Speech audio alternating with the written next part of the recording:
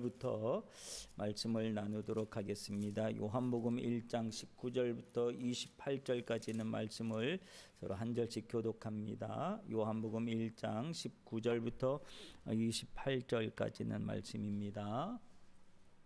한 절씩 서로 교독합니다. 성경 찾으세요.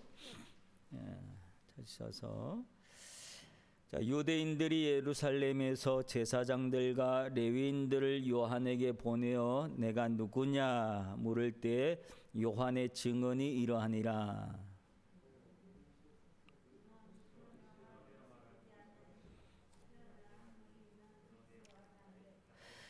또 묻되 그러면 누구냐 내가 엘리야냐 이르되 나는 아니라. 또 묻되 내가 그 선지자냐 대답하되 아니라.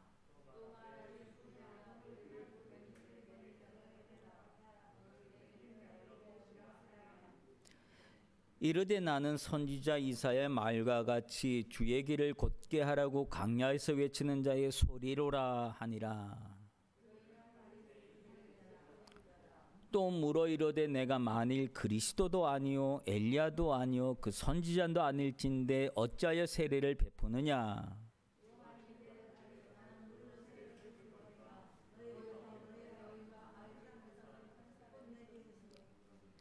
곧 내 뒤에 오시는 그이라 나는 그의 신발끈을 풀기도 감당하지 못하겠노라 하더라.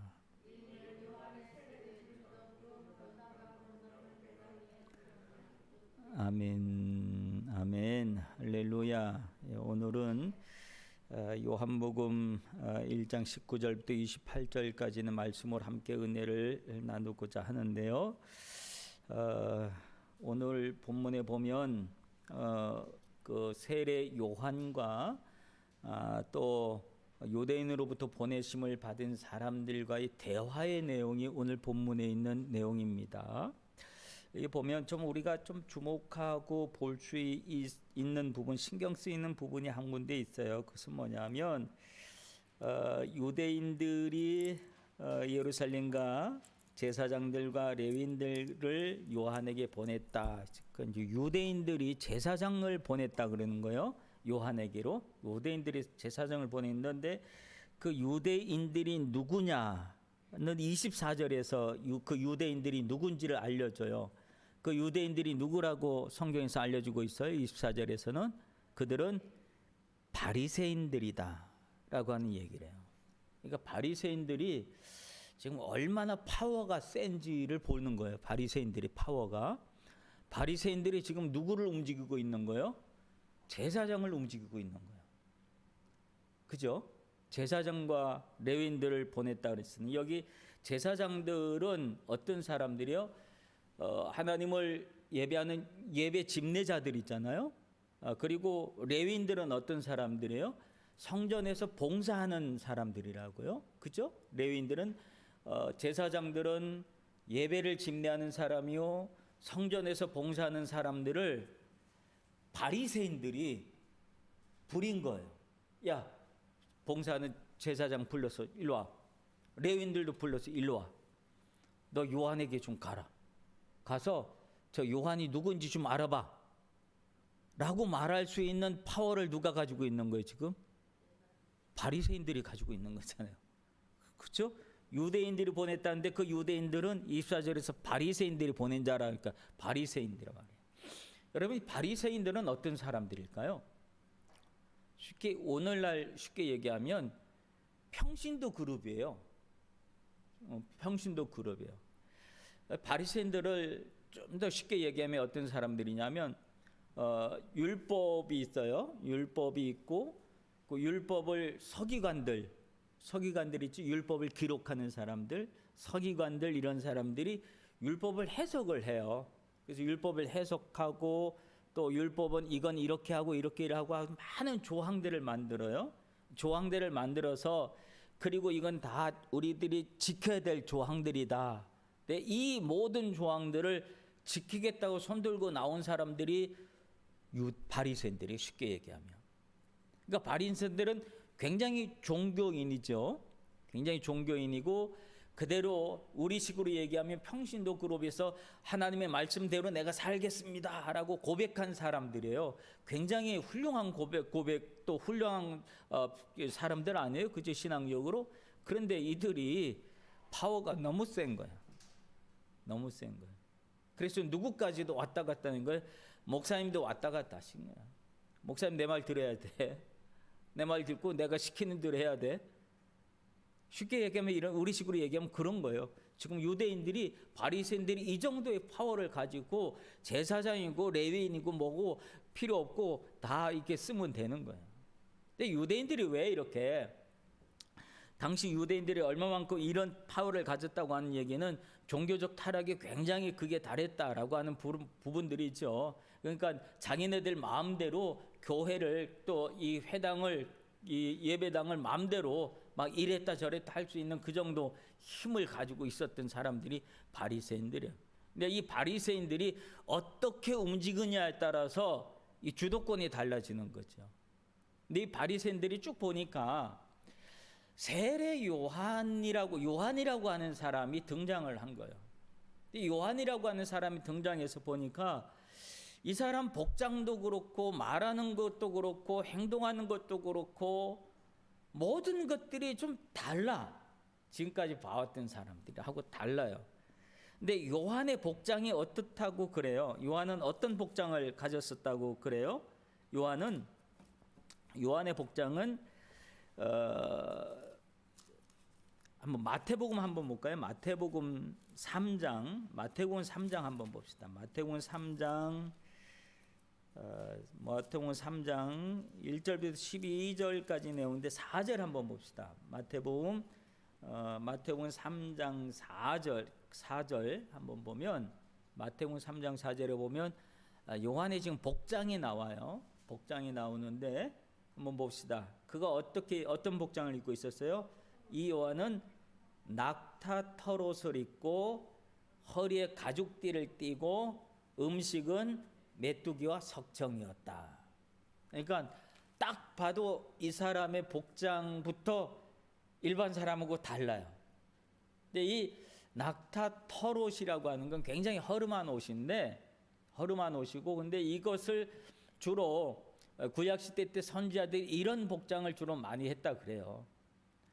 왜냐하면 굉장히 서민적인 복장이고 또 그렇다는 거예요. 이 낙타 털옷은 이게 뭐 잘 헤어지지도 않고 그러니까 한번 입으면 오래 입을 수 있고 막 그런 거죠. 그런 막 일복 같은 그런 뭐 평상시 복으로도 입고 뭐 단벌 신사로 살 수 있는 그런 허름한 옷인 거예요. 옷이 뭐 종류가 많고 그런 게 아니라 거기다가 이제 막 낙타 털옷이니까 이게 막 흐트러지기 쉬우니까 허리로 딱 이 가죽 좀 매고 그렇고 그런 복장이에요. 딱 봐도 보통 그냥 이때 당시는 아주 서민들의 복장인데 서민들도 그런 복장은 잘 하지 않는데 이런 복장을 가지고 있는데 누가 봐도 저 사람은 보니까 예언자 같다, 선지자 같다 그런 복장을 해요. 그래서 이때 당시 거짓 선지자들도 이런 복장을 하고 이 자기가 선지자인네 그러고 이제 살기도 했다고 그래요. 그러니까 딱 봐도 복장은 그래요. 그런 복장이었고 그가 먹는 음식은 뭐라고 그랬어요? 메뚜기와 석청. 메뚜기는 이때 당시 고대 근동 시대에서 사용했던 아주 평범한 음식이라 그래요. 주로 이제 가난한 사람들이 먹었던 음식이고 그렇다 그래요.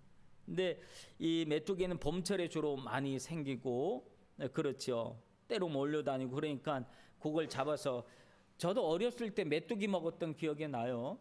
메뚜기 논에 가가지고 메뚜기 잡아서 불에 구워서 먹기도 하고 이게 튀겨서 먹기도 하고 그랬어요. 권사님 그랬죠? 예. 우리 어렸을 때 그렇게 먹었어요. 장로님은 없어요? 이게 이제 그만큼 가난한 시절을 보냈다는 얘기죠. 그런 걸 먹었었어요, 지금. 먹고 그렇게 했었는데 석청이라고 하는 것은 뭐냐면 석청은 또 이게 그 들에서 구하는 들꿀 같은 거. 그걸 이제 석정이라 그래요. 석정. 그러니까 아주 가난한 사람들, 검소한 사람들의 상징처럼 보였던 게 지금 이 그 세례 요한의 복장하고 그래요.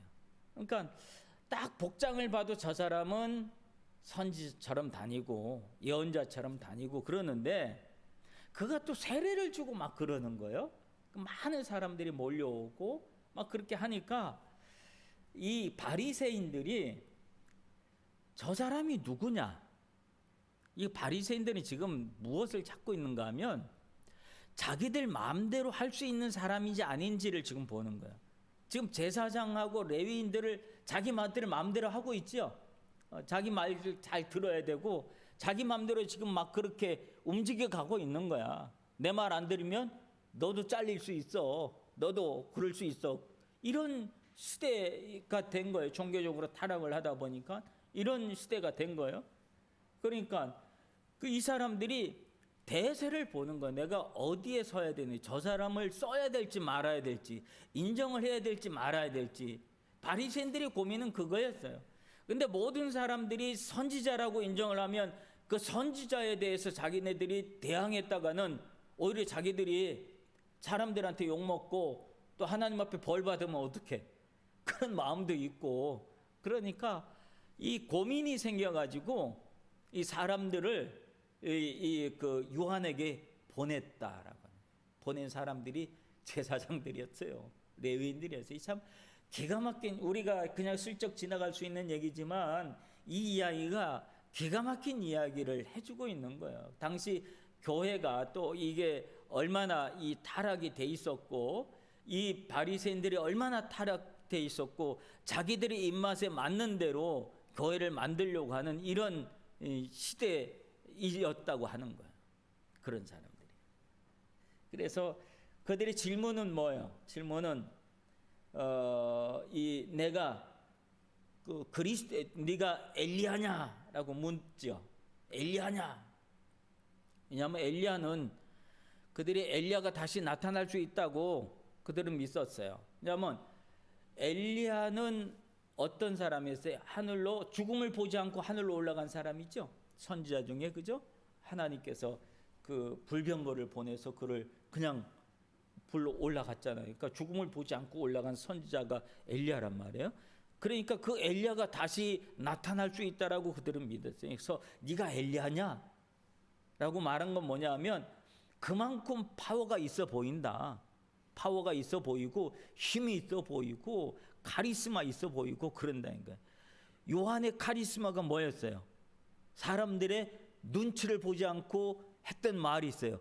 회개하라, 천국이 가까웠느니라. 그랬죠. 요한이 외쳤던 말이 그거죠. 회개하라, 천국이 가까웠다. 이 말을 세례 요한은 사람들 눈치를 보지 않고 했다니까.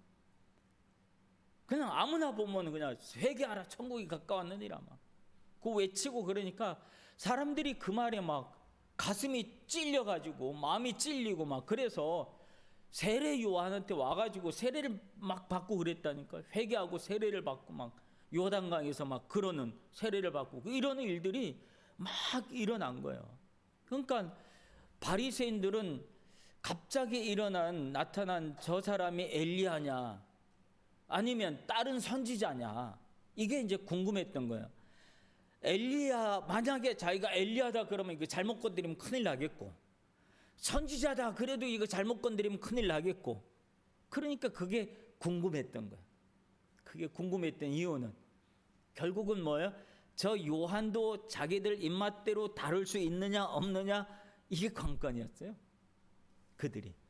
그래서 본 거예요. 물어본 거예요.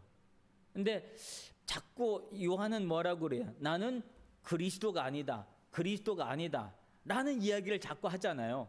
여기 보니까, 그죠? 20절에 그랬죠. 요한이 드러내고 말하고 숨기지 아니하니 드러내고 하는 말이 나는 그리스도가 아니다, 이 말을 자꾸 하는데, 자, 그리스도가 아니면 네가 엘리야냐? 네가 선지자냐?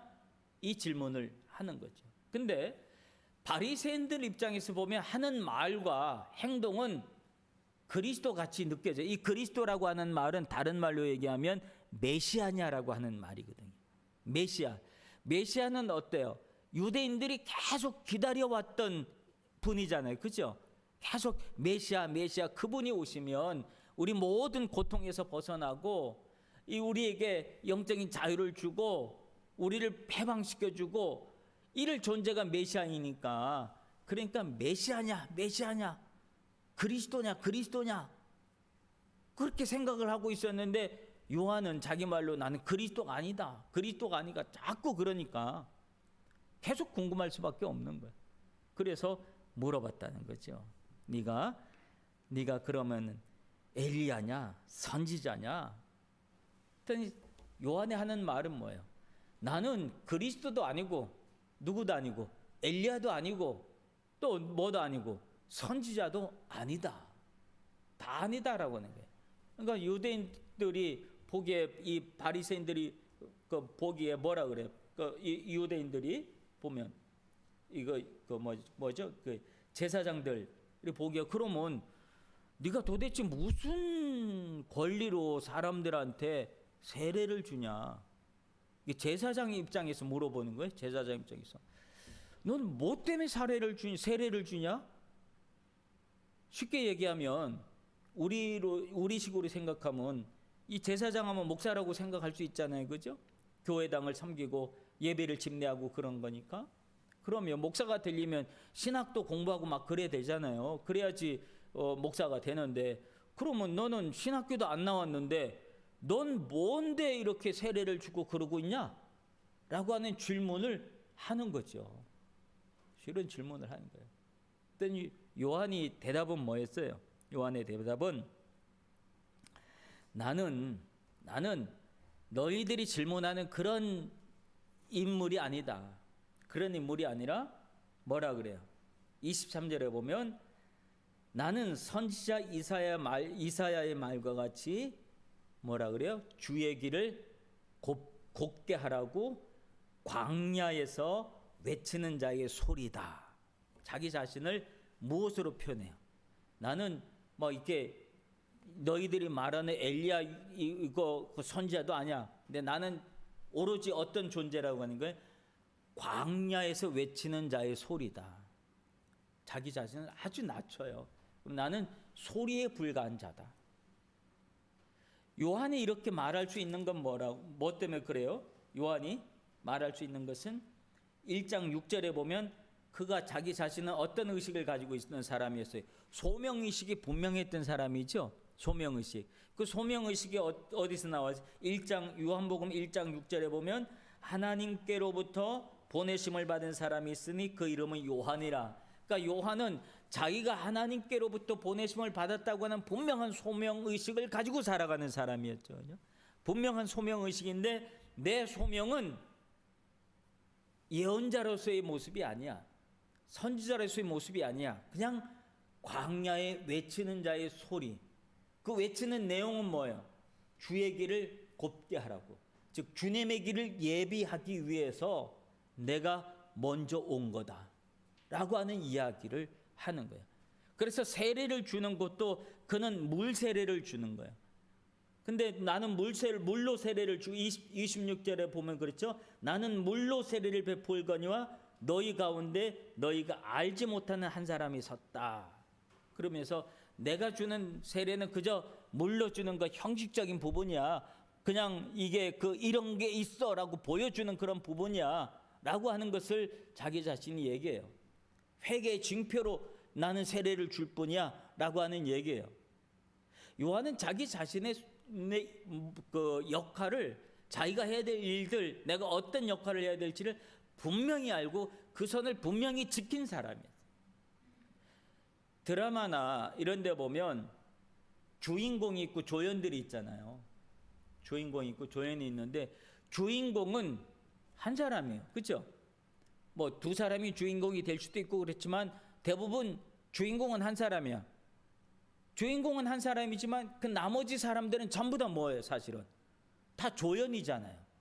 주인공을 빛나게 하기 위해서 역할을 하는 조연들이라고요. 그래서 이 연말 되면은 시상식 하잖아요.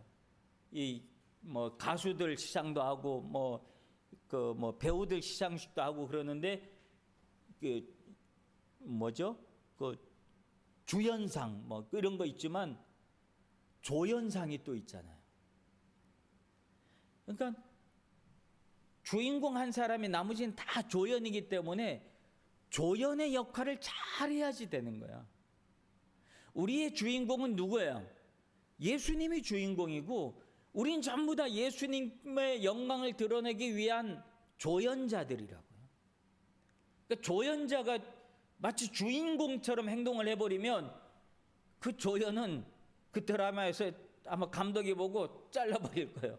왜냐하면 네가 너무 독특해 안 돼. 주인공이 빛이 나야 되는데 주인공 빛을 안 내고 네가 빛을 받아버리면 안 돼. 잘려버릴 거예요. 그러니까 조연자는 철저하게 조연자로서의 역할을 해야지 돼. 그런 삶을 살아야지 돼. 우리는 다 조연자라니까요. 오로지 주연은 예수님밖에 없는 거예요. 그러니까 세례 요한도 자기는 철저하게 조연자로서의 삶을 사는 거예요. 그러니까 우리가 교회 안에서도요, 우리가 조연자로서의 삶을 살 수 있어야 돼요. 교회 안에서 하나님만 영광 받을 수 있도록 우리는 하나님께 영광을 돌리기 위한 조연자로서의 삶을 내가 어떻게 살아갈까? 그걸 위해서 기도하고 또 그런 삶을 우리가 살아가야 할 줄로 믿습니다. 그러니까 요한의 대답은 주의 길을 곱게 하라고, 주의 길을 평탄케 하기 위해서 내가 먼저 그 역할을 하러 왔다라고 하는 얘기예요. 그리고 주연자가 오시는데 그분은 내 뒤에 오시는 분이 있는데 그분은 어떤 분이라 그래요? 27절에 보면 내 뒤에 오시는 그이라 곧 나는 그의 모도 신발끈도 풀지 못할 정도의 사람이다. 그러니까 얼마나 자기 자신을 낮추는 거예요. 근데 낮추고 있지만 사실 지금 세례 요한의 인기는 어느 정도일까요? 어마어마한 인기를 가지고 있어요. 세례 요한을 따르는 사람들이 얼마나 많은지 몰라요. 많은 사람들이 약 400년 동안 하나님의 말씀이 없었기 때문에 사람들이 영적으로 갈급해 있는 데다가 세례 요한이 등장해서 회개하라 천국이 가까웠느니라 외치는 이 외침을 통해서 사람들이 영적인 물꼬를 터었다고요. 물꼬를 텄기 때문에 그래서 영적으로 지금 막 깨어나고 있기 때문에 세례 요한을 추종하는 사람들이 굉장히 많은 거예요. 그런데 자기 자신은 그렇게 많은 추종자들이 있고 요한을 따르는 제자들도 있어요. 제자들도 있는데 자기 자신을 철저하게 낮추는 거죠. 내 뒤에 오시는 그분이 있는데 나는 그분의 신발끈도 풀어드리지 못할 존재다 라고 하는 이야기를 해요. 그래서 세례 요한이 가졌던 삶의 태도, 신앙적 태도, 이건 우리가 굉장히 배워야 될 부분이다 라고 합니다. 철저히 자기 자신은 조연자로의 삶을 살아가고 예수님께만 영광을 돌릴 수 있도록 그런 믿음의 삶을, 인기가 있음에도 불구하고 자기 자신을 나는 광야에 외치는 자의 소리야, 나는 그리스도도 아니야, 엘리야도 아니야, 나는 선지자도 아니야, 나는 그저 소리에 불과한 존재야, 이렇게 자기 자신을 철저하게 낮췄던 요한의 모습을 우리도 본받으시길 바랍니다. 그래서 오로지 그리스도만 영광스럽게 할 수 있는 우리 후나바시 교회 모든 이들이 되어지기를 성도들 되시길 주님의 이름으로 축원합니다. 이 시간에 말씀 기억